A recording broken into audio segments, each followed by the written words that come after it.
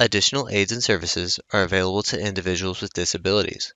To make such a request, please contact us by email, by clicking the Help tab in the PD portal, or at pdportal@tamu.edu, by phone, including Relay Texas at 1-800-441-7323, or in writing to Train PD, PD Portal Support, 4477 TAMU, College Station, Texas 77843. Both a transcript and accessible document of the content presented in this webinar can be found as resources in the course description. Click on the blue links under Course Resources in the description. When a link is clicked, a new browser window will open.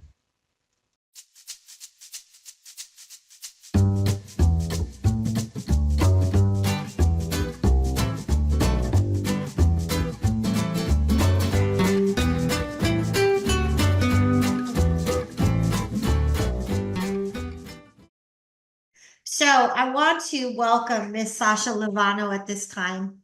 And Sasha has served adult education and literacy students for 8 years in the Alamo area in Northside Independent School District in San Antonio, Texas. Sasha currently serves as the lead for quality assurance for the Adult Education and Literacy Alamo Consortium, leads the career navigators and instructional coaches, and manages distance learning software and other digital literacy and educational technology efforts. And she is a frequent presenter to the annual Distance Learning Technology Integration Symposium. So I am so happy to say welcome, Sasha, to Tech and Tell, and I'm going to let you take over at this point.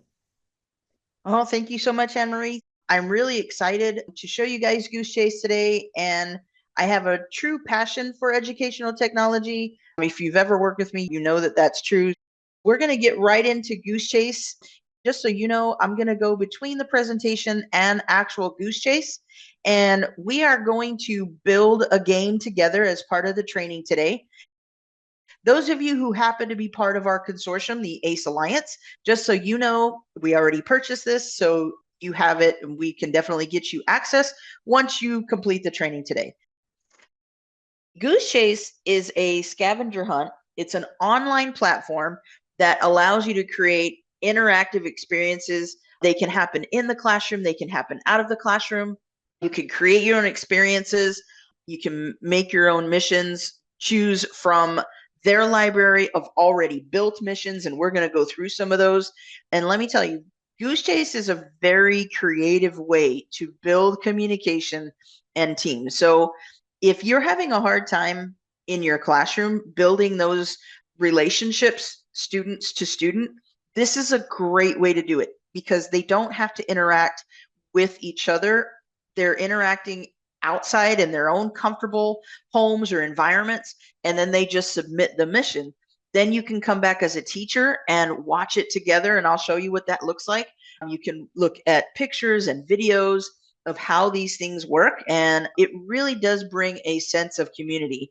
I have seen in more than one occasion where teachers don't really get along, or maybe they just don't see each other right. We have teachers who teach in the day who don't really meet the teachers at night, but I would release a Goose Chase and they would experience those things together, and all of a sudden they would find things that either they found in common or that were funny, and it would just kind of build this camaraderie together of how they do things. So Goose Chase is a great way to bring people together to experience these missions together, but at the same point kind of be separate and in their own comfortable environments. So we're going to talk a little bit about that and get some teaching done. So this is the Goose Chase emblem. You'll see it in the App Store, and I had a video that I'm going to show you guys real quick.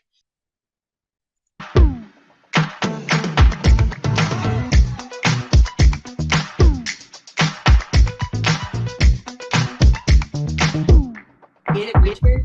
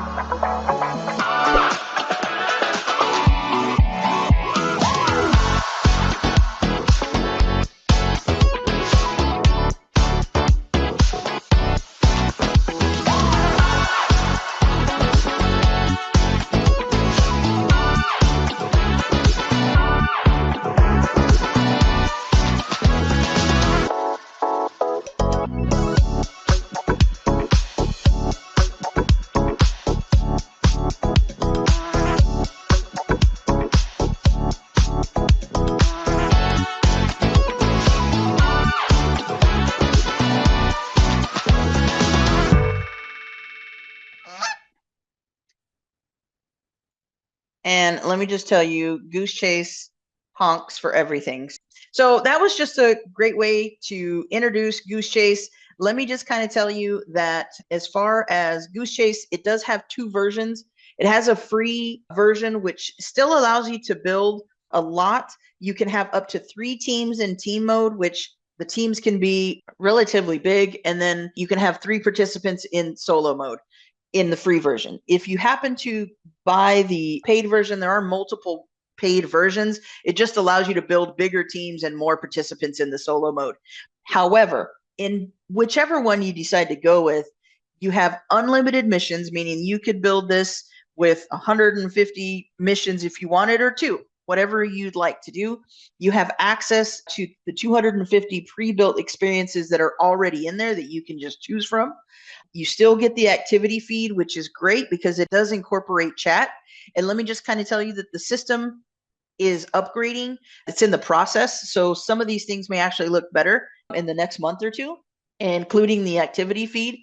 They have automatic scoring, so I don't have to sit there and add everything up. The system automatically puts it together for me, and it lets me and the participants know who is in the lead. It keeps that creative vigor going. It does have an in-app creator participant messaging, meaning that me as a creator or leader of the game, I can message only the individuals in the game or a specific team.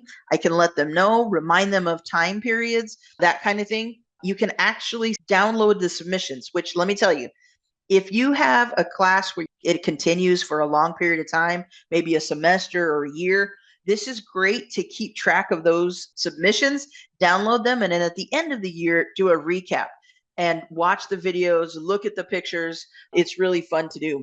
And most places, if you don't buy the paid version, you don't get access to a customer support. They do. So even if you have the free version and there's something that goes wrong or you have questions, you can always contact Goose Chase directly. And of course, you have the call center. I absolutely love the DPDC, so I will push them a lot. Let's honk together. And they say that a lot over at Goose Chase. And so the way that you do that is once you sign in, whether that's the free version or the paid version, you click new experience and you can add a photo to set the experience apart. So let's say that you have a logo for your school or for your adult ed program, or you have one for your class. Sometimes it's fun to just build a mascot. You can put that in there, or if it's a beginning of the year game, you can put something, it's just a photo for them to see so that they know what they're looking for when they look for the game. Definitely give the game a unique signing. So if you have, explain in the name what it is. This is the beginning of the year adventure, or this is the end of the year closeout, Christmas time and Thanksgiving when you don't meet with your students usually. This is a great way to do that. Put it in there and then describe it. Let them know what is going to happen and just describe how the game is going to work. Location is optional. You don't have to do that. You can add a location. This is if you're going to be doing a game in a specific location, like you have to meet here. So that is completely optional. You don't have to set that up. And the password is optional. A lot of people think, oh, let me put in a password so people can't get in the game. You can always take out people from a game if you find someone who gets in there who shouldn't be in there. If you do put a password, please be sure to share it. That has happened before with even my own games. Sometimes it's just easier to not put in a password, especially for ESL students. Sometimes that'll throw them off because then they have to remember to put that in there, as well as the Goose Chase information. So what I'm going to do now is I'm actually going to do these for you. We're going to build a game together. And so just like the PowerPoint, we're going to click new experience. And we are going to pick a photo. That's just letting people know this is the Goose Chase PD Portal experience. And I'll describe it just like I stated. We'll put, since you were a participant in the PD Portal training, you can now experience the game. We're not going to put a location. We won't leave a password. And then you hit save. Then we're going to get into the mission. So once you're in and we've set up the game, we have pre-made missions that Goose Chase has already put together.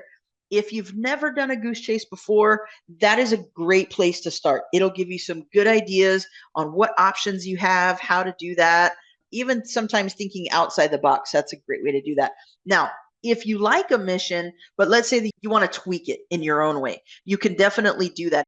You can still edit it at any point. So even if you like it, but you want to tweak it, no problem there. You do have the option of adding your own. So if you think, I don't like any of those missions, I want to do something that's specific to my class, something that we've talked about, you can click your own mission. You just add a mission and add a photo to it, something that would pertain to the mission. So let's say that you want your students to find the biggest Christmas tree during Christmas time. Maybe your town has one that's usually downtown area, and you want them to go take a picture with a huge tree. I would put a tree as part of the picture for the mission so that they just remember what that is.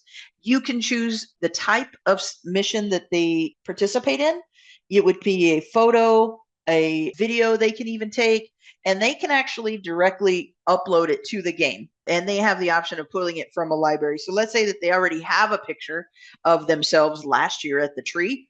They can pull it from their library and just upload it, or they can take one live. You also have the option of a text. They can submit a text-based mission and they write in a specific answer. They also have GPS check-in. This is really fun if you decide to do it and it's citywide. So let's say that you want everybody in your class to try a new restaurant that they've never tried before and experience it, and then maybe practice their English or something like that. Then you can put that in there. Check in at any new restaurant that you try. They check in, they hit a GPS check-in, and then they check in there, and that completes the mission. Really cool if you've ever tried that before. So if you have a big city or even a small town, if you want them to experience something they've never experienced, hey, everybody has to check in at the Alamo here in San Antonio. At some point in the next month, you've got to go to the Alamo. They GPS it, and they can check in that way. It's really fun. The script is the option for automation. Now, this is automation. It's currently being upgraded. And an automation just says, well, if the mission does this, if it experiences this, then it kind of does this, and it gives you different options. But I didn't get into a whole lot of detail with automation because it's currently being upgraded by them. I did speak to someone directly at Goose Chase. They are building it so that once you complete a mission, it'll automatically kick in another mission, which is not currently available. And that is going to be something that is going to be a pretty cool thing, so that people don't see all 150 missions. They only see the first 10. And once they complete them, then it'll kick in the next 5 or whatever the case is. So that is something that is coming. Branding, you can brand it for a specific game that you have coming on, and we're going to go into that. A different picture that you can upload so that they can see. And then you can also have an upload link. So if you have something that you want students to do beforehand, maybe you have a PDF or a Word doc or a website or a video you want them to watch before, you can actually put that in your branding, and they will see that link. They click it and they can see whatever you enter there before they start playing the game. Then you set your game. This is where we decide whether it's going to be a teams game or a solo game. You can put together teams as small as 2, of course, or you can get really big. I can tell you a nice sweet spot for teams is usually about 3 to 5, maybe 7 people. Once you get the teams too big, there's too many chiefs who usually tries to upload things. So with the teams participant, they collaborate together and they work to accomplish their missions. You can pre-create teams and say, you're on this team, you're on this team, or you can have them add themselves to whatever team they want to be a part of. So you can do that together. So you can mix, if you're doing it for professional development, mix those HSE and ESL teachers together who normally don't collaborate on things. Get them to know one another, so that you can definitely do that. You also have the option of doing a solo mission, and you can create profiles for your students ahead of time, or you can have them make their own. Then finally, set up your game to how long it lasts. So for example, you can say it goes for 30 minutes or 2 days, and that's it. Or you can have a specific date and time, which is a schedule. So you've built your game, then you hit start experience. What we're going to do now is we are going to build the game, and then I'll come back and tell you how it looks from a student aspect and how they take apart. So let's build a game. So here we are. We've set up the name of the game already. So now we need to give it some information. Now, you also have the details. I didn't put it in the slide, but you can go back to the details that we've already entered and update those at any point if you need to. So let's build a mission. First things first, let's go to the pre-made missions. These are missions that Goose Chase has already put together. And if we like them, we can simply add them. So here we find a couple that has been married for 40 plus years and you take a picture of them kissing. I like that one. So we're going to hit add, right? That's cute. Now that means that the person, whoever is doing the game, not only do they have to find the person, the individuals, they have to, of course, talk to them, get some information. It really kind of opens up their world. Live capture just means that they take the picture directly. They take a picture of the couple and then it automatically uploads there. I've done the copper pennies. I've done that. Now we're going to add it, but you're going to see I want to do a higher tower, right? I love the mission, but 30 is just not enough for me. So I'm going to come here and I'm going to edit. And I'm going to say, let's do 75 pennies high. And because I upped that, I can change the points here. So I'm going to make this 500 points instead of that. And I don't have a picture of pennies, but if I did, we would add a photo so that they can see it. And then you do have the option of some advanced settings, which is what we talked about. How do we want them to submit it? Do we want them to submit a photo, a video, or either one? How do we want them? Well, I just want a photo only. I don't want a video.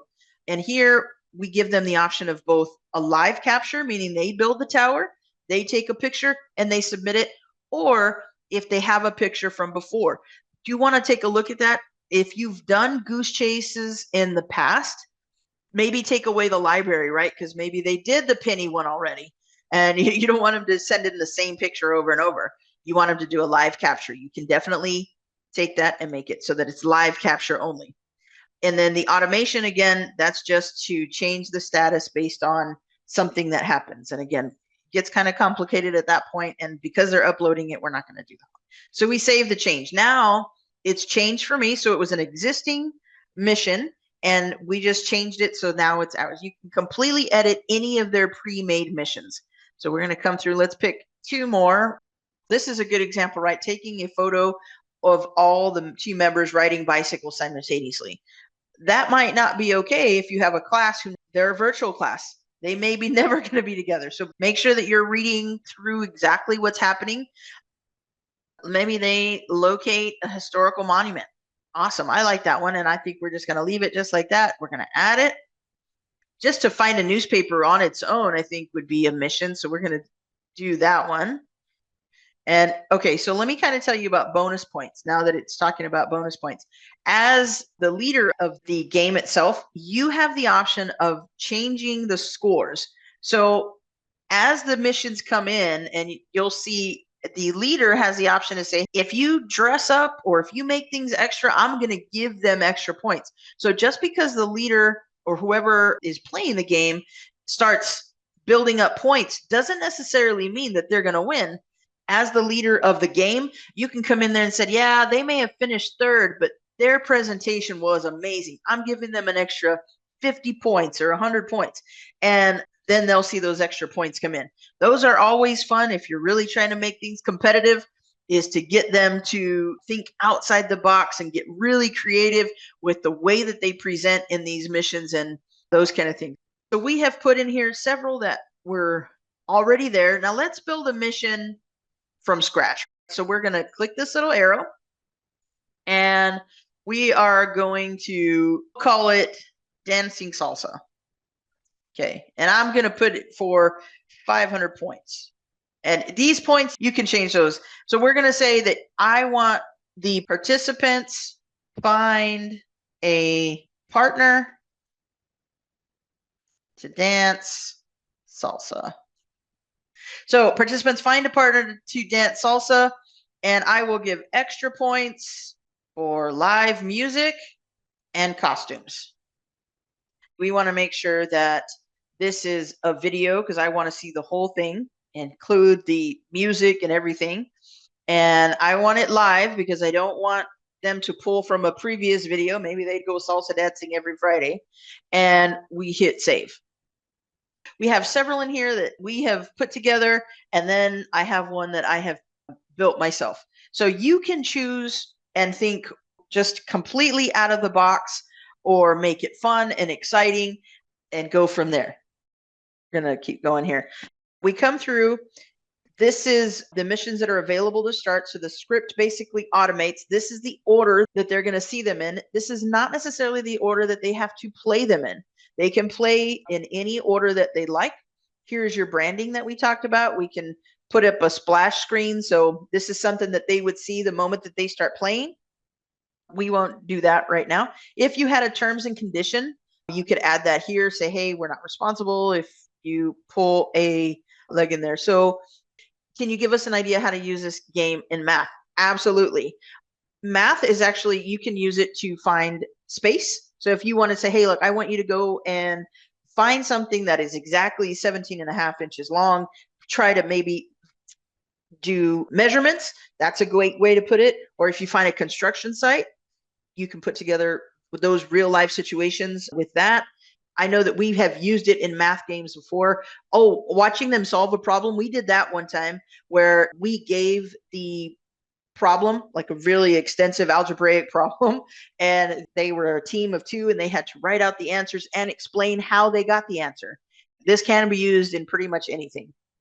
License plate that equals. Yep, that is a good one. And we've done that one before too, where, okay, you got to find it. And pick a weird number though to sum, because you'd be surprised how many, like just the equals 28, that's actually pretty easy. So do something that says, maybe find a license plate that is equal to the ratio or the square root of this number. Okay, so you have this here, participants. This is where you decide if it's going to be a team or a solo, and we're going to do a solo game. And then here you do the start and end, and we are going to schedule the game. We're going to put that it's going to start today, which is August the 16th, and it's going to start at noon, and we're going to end it exactly 1 week from today at noon as well. So it is set to do that, which means I don't have to remember to come and end the game. The system just automatically does it for us. So we're ready to go. So technically the game is set. We are good to go. It is a live game already. And so we will come back to this, and the activity feed is what you'll see. And we're going to go through the student experience in just a second, but this is where you'll see what's been submitted. This is your leaders. These are the submissions that have been completed. This is where you can download what is on there. Once you have submissions, once there's actually points, you can add points or remove points. Right here, you can give a whole team. This is actually also where you can send a message. If you can pick the team, or you can pick it, send it to all participants. If we wanted to say, hey, look, so-and-so is doing really, really great, you can do that here. Or, hey, a reminder that this is going to end next Friday. If you have last minute submissions, please remember to do those. So here's where you can send a message to everyone involved. And this game, technically right now, is ready to go. So we have built the game. Now it's time to play.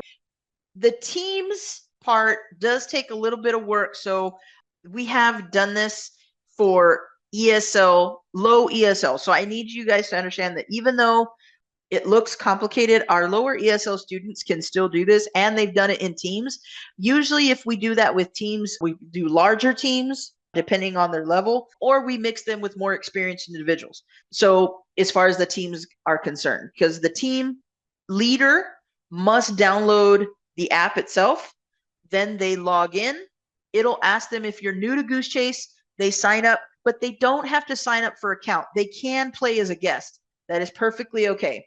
They search for the experience code. So each of the experiences have their own unique code that Goose Chase generates. So you would enter in the code. It's easier to do it that way than doing the experience name, only because if you put in the experience name, anything with that name or variation of that name can pull up. So the easiest thing is to make sure that your teams have the code. And so I'll give you the code in just a second. So you download the game and then you put in the code. Here is where it kind of gets complicated if you're doing teams and the individuals don't know each other or haven't been around. They have to join an existing team. The easiest way is to set up captains. Who is your team captain? They set up a team captain. The team captain, we like to say that the person should be a tad bit more tech savvy because they do need to be able to download the game. Once they download the game, they need to join. And then if they're the team captain, at that point, they would create a team. So they would create a team name that would be Flying Eagles. Then at that point, the game itself will issue a team code. Everyone else who's on the team would add themselves. So they do the same points. They go 1 through 4, except on number 4, the non-captains at that point would say, I'm going to join an existing team. I want to join the Flying Eagles. The Flying Eagles will be there, and their team captain will tell them that code. Then everyone's added. And you go in there and do that. Just in case, as a little caveat, if you're not able to create your own team, that means that the creator of the experience, in this case would be me, has disabled that option, but we have that pull in. And then lastly, you can set yourself apart by putting in a name and a photo and hit save. So you can make that very unique for that team. If you're playing on your own, you download the app, you log in, and again, you don't have to set up an account if you're not comfortable with that. You can just play as a guest. You're going to search for the code and you're going to play solo. You're going to enter in your code, and then you create a player profile, or you can create a pre-created one, whichever one you're comfortable with, and whichever, if you want to let your creative juices fly, you can definitely build your own. And you do have the option, just like you saw when I was setting up the game, that they cannot set up their own. But for adults, I think that that's usually okay to set up their own. And then you can set your name and photo, and then you hit save. You are ready to play.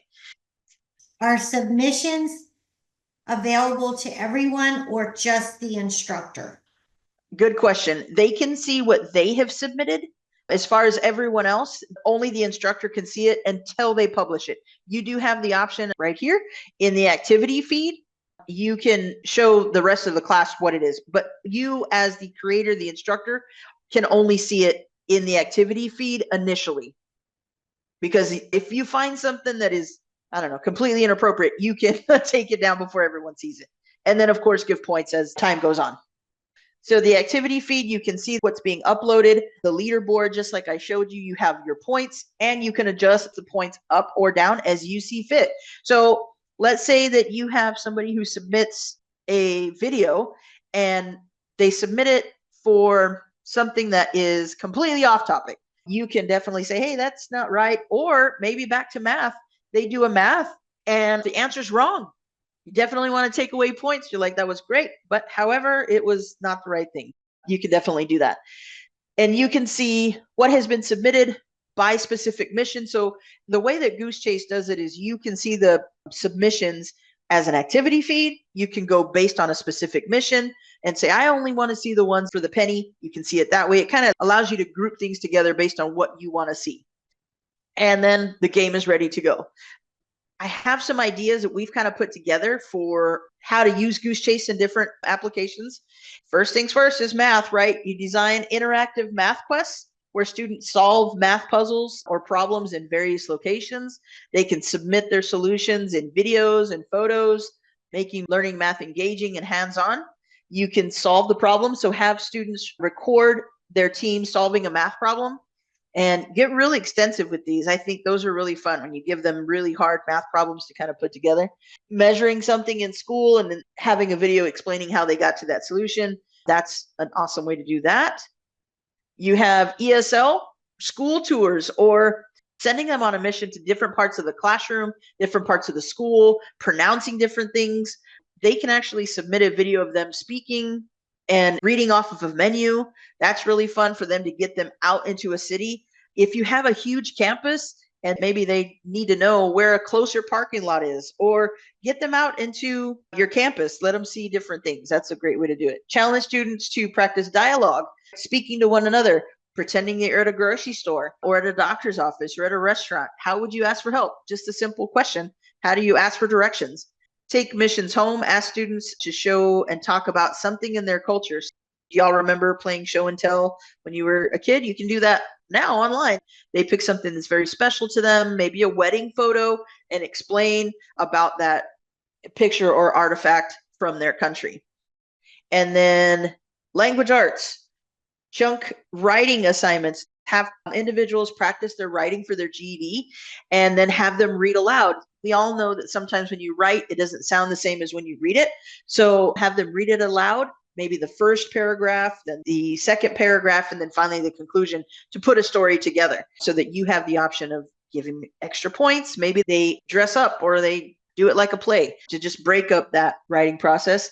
As students are reading their essays, have them pause, fix errors, emphasizing the importance of rereading your writing. Figurative language, take pictures of a sentence that you wrote that portray a smile, personification, a hyperbole, a metaphor. Define that for me, right? That is always something to do. And then how can we use Goose Chase and PD? And that's a big thing, is to use it that way. Having teams build their teams to do missions together is really, really fun. I have done this on more than 1 year with big staff, and I kind of save everything. And at the end, I send them all the videos or the pictures, and it really brings everybody together. They challenge staff with solo missions that have them thinking outside their box and outside of just the classroom. We all have lives outside of the classroom, and it's fun to get to know teachers' personality and life. It's great. And then just to have fun together. We have had a lot of fun. I did this when I was a coordinator over at Northside, and I can tell you some of my core memories at Northside were some of the staff doing some of these missions. Right off the bat, I kept thinking, they just make me laugh about, oh my God, I can't believe you did that. We had some that were really fun. They had to reenact dancing. They had to reenact certain parts of history. They had to build our emblem, which was really fun. So there are all kinds of ways to do that. I'm going to show you real quick some past ones that we've done so that you can just kind of see what it looks like after they're completed. These are settings that I didn't really show in the PowerPoint, but you can turn on and off notifications. If you use this with big groups, in my suggestion, I would keep them on so that just in case you can see. But if they become overwhelming, you just come here and you're like, no, I don't want to know when people are submitting it. You can hit save. If you have a game that you're playing and it's only for your class, you do not want it to be seen by name when people search. You just hide it from search results and they won't see that. I leave the likes on so that others can like different things. I can still edit the game even though it's live. If you see your students are just answering this thing really quickly, you guys need more missions, or maybe they're too easy. You can definitely change that at any point. I'm going to just show you guys real quick. These are some ones that we've done in the past. We had one for a group that we put together. This is what I'm talking about. Here's your activity feed. They were dancing, I think, in this one. This is... So is it the chicken dance, guys? It's the chicken dance. Oh, yeah. Oh yeah. And just so you know, these individuals were from different programs within the consortium, so they didn't know each other. They had just met, but they were bound to win. One of them had to do the chicken dance. They had to do car karaoke. You're here. There's nothing to fear. So, as you can see, these can get funny and exciting, and it really does just bring people together in that. And it's just about having fun and learning to have fun as we learn about each other and learn about different things that we teach. Thank you, Sasha, so much. We hope you enjoyed this pre-recorded webinar. After you have passed the final test with a score of 80% or greater and have received your certificate of completion, please take a few moments to complete the course evaluation.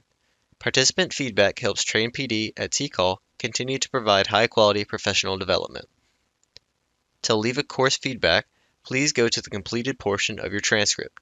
To do this, hover over the My Learning tab and select View Your Transcript. Click on the drop-down arrow next to the word Active and select Completed. Then, click Evaluate in the drop-down menu next to the course you just completed. Please note that your feedback is greatly appreciated.